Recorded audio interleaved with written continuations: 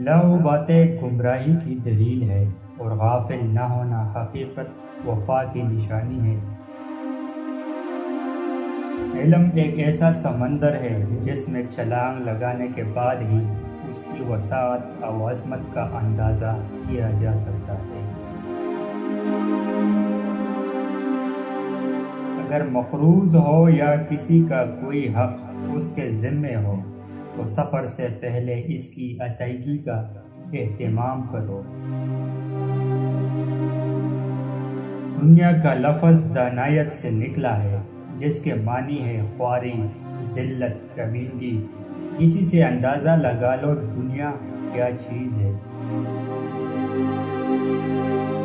جب بے وقوف آدمی میرے ساتھ حماقت کرتا ہے تو میں یہ سوچ کر برتن میں جو ہوگا وہی باہر آئے گا اس کا جواب دینا پسند نہیں کرتا، بلکہ اس کی صفاحت کا جواب علم سے دیتا ہوں۔ حقیقی دوست وہی ہے جو مصیبت میں سامنے آتے ہیں اور راحت میں پوشیدہ رہتے ہیں۔ برائی کا بیج بونے والا بلائی کی فصل نہیں کاٹ سکتا۔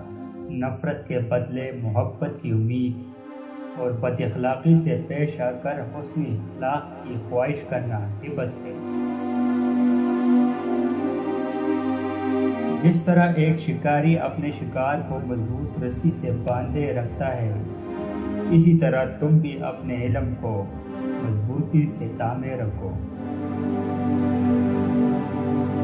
تو ان لوگوں کے ساتھ اچھے سلوک سے پیش آتا رہے جو تیرے ساتھ اچھے سلوک کے ساتھ پیش آئے۔